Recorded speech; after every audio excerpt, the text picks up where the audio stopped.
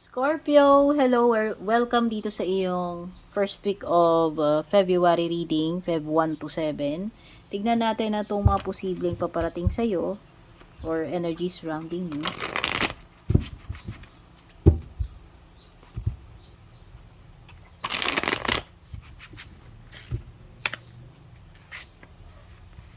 Malapit nang malobat yung camera ko, guys. Sana hindi maputol itong ating reading. So, merong Sagittarius dito.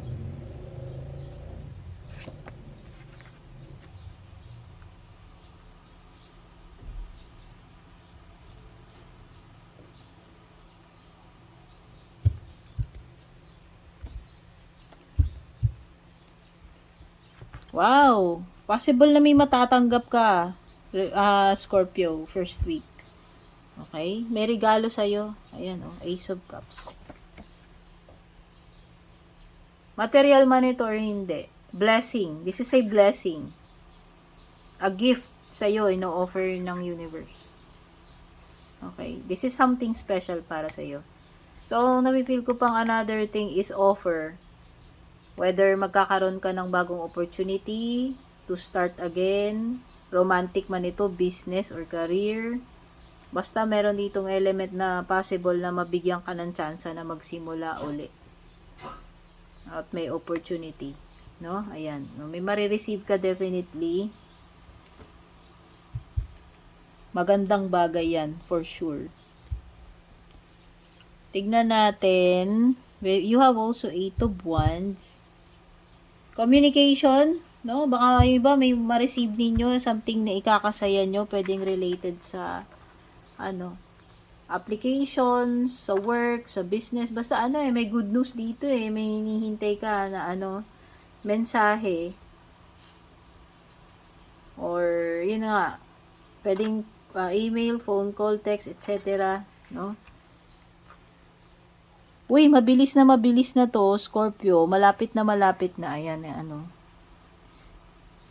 8 of Wands. No? Fast approaching you na yan. As in near future na yan. Malapit na and mabilis.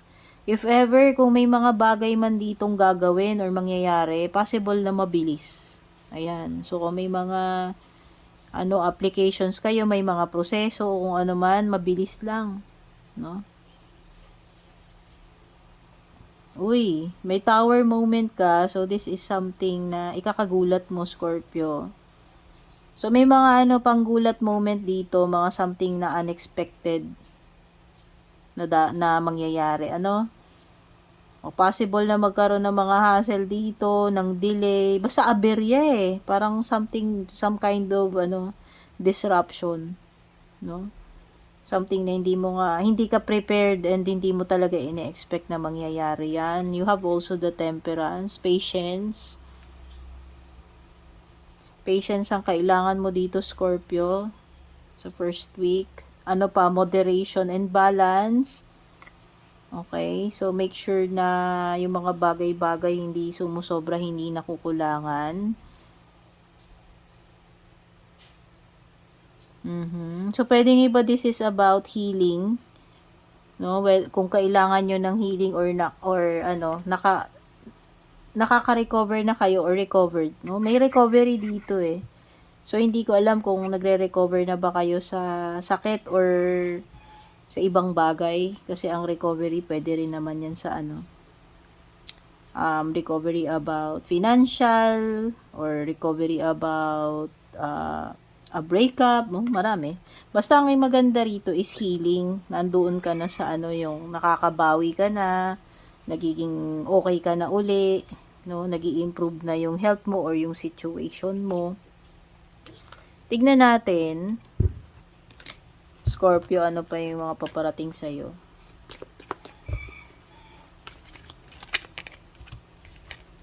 Oy, meron talagang mangyayari. Sunod-sunod ito. Mabilis nga kasi nga, ayan yung 8 of Wands, so.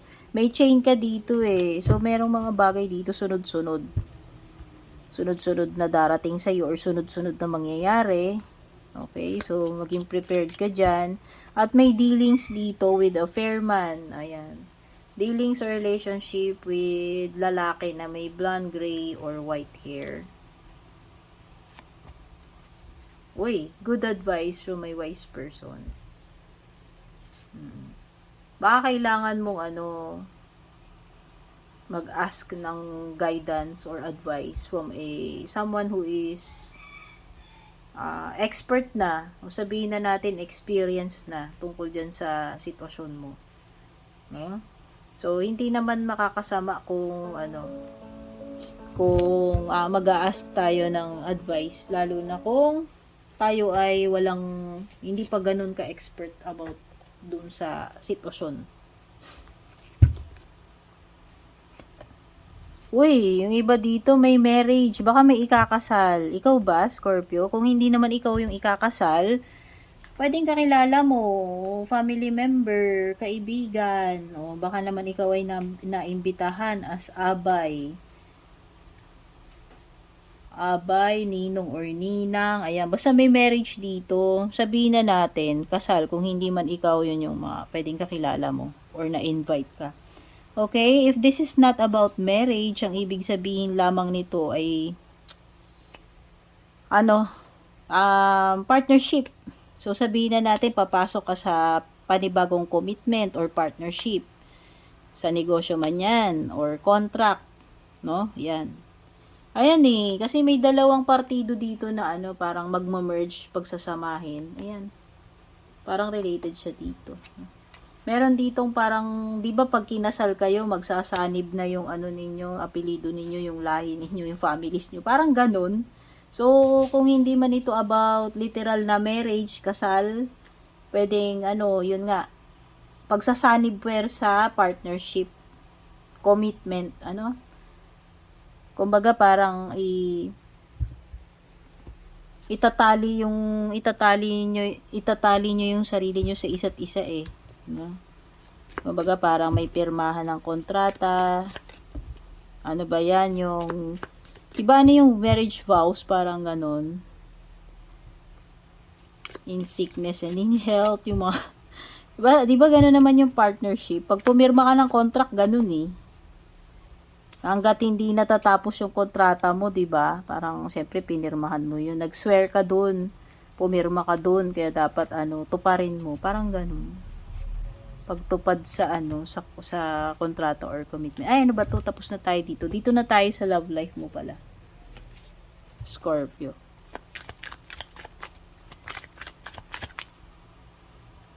Usog lang natin para magkasya.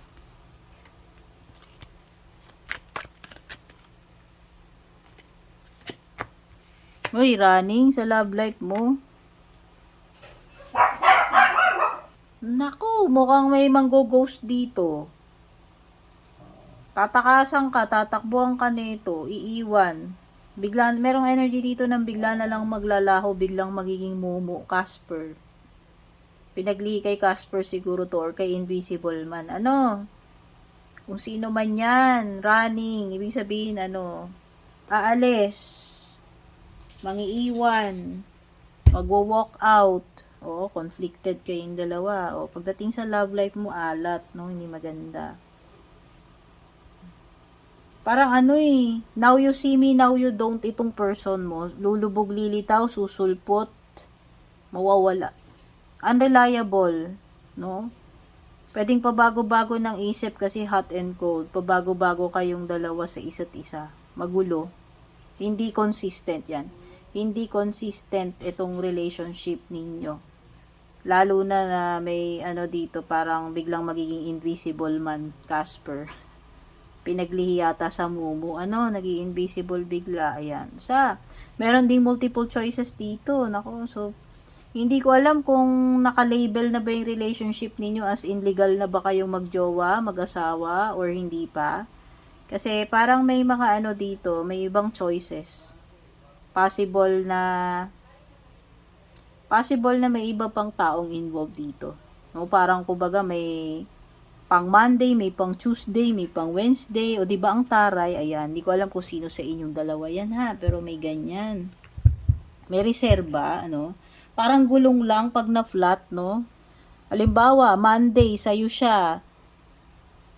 Tapos, sa Friday, doon naman sa kabila. Yung parang ganun Basta. Kaloka yung person mo na yan ha, kung totoo yung na-pick up ko dyan, Scorpio. Tignan na natin yung closing messages for you. Magba-Valentine's pa naman, mas may ganyan. Oh, meditate and contemplate. Oh. Ano ba itong bagay na dapat mong pagmuni-munihan? Bigyan ng focus. Ayan. So ano, ikalma mo yung isip mo, mas makakabuti na huwag kang magmamadali dito. Pag-isipan mong mabuti, i-meditate, i-contemplate mo muna, Scorpio, kung ano man yung dapat mong gawin dyan. No? Kumbaga, kung magulo isip mo, unsure ka, wag na wag kang gagawa ng major na action or decision. Kailangan mag-meditate ka muna.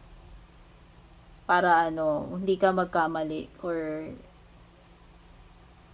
yun na nga, dapat maging clear muna sa'yo, hindi yung sa mga times na confused ka at saka kagagawa ng kung ano-ano. Okay? So, makakatulong yung pagme-meditate and pagko-contemplate dito sa situation mo. Your commitment is being tested. Nako, sinusubok nga talaga yung relationship mo. So, kung ano man ito, isang malaking pagsubok, Scorpio, pwedeng sa marriage mo kung kasal ka na or sa inyong magjowa, magpartner. Kung hindi naman ito about love life, sinusubok lang talaga yung iyong kung gaano ka katatag, kung gaano ka committed dito sa bagay na to. Partnership man ito, relationship o kung ano man. No? Sinusubukan ka tinetest ka kung hanggang saan kailan mo kakayanin. Kung gi-give up ka ba agad or hindi. Ayan. So, ito yung mga nakuha natin dito sa first week ng February reading nyo. Don't forget to like and share this reading. At kung hindi pa po kayo nakasubscribe sa aking YouTube, don't forget to subscribe.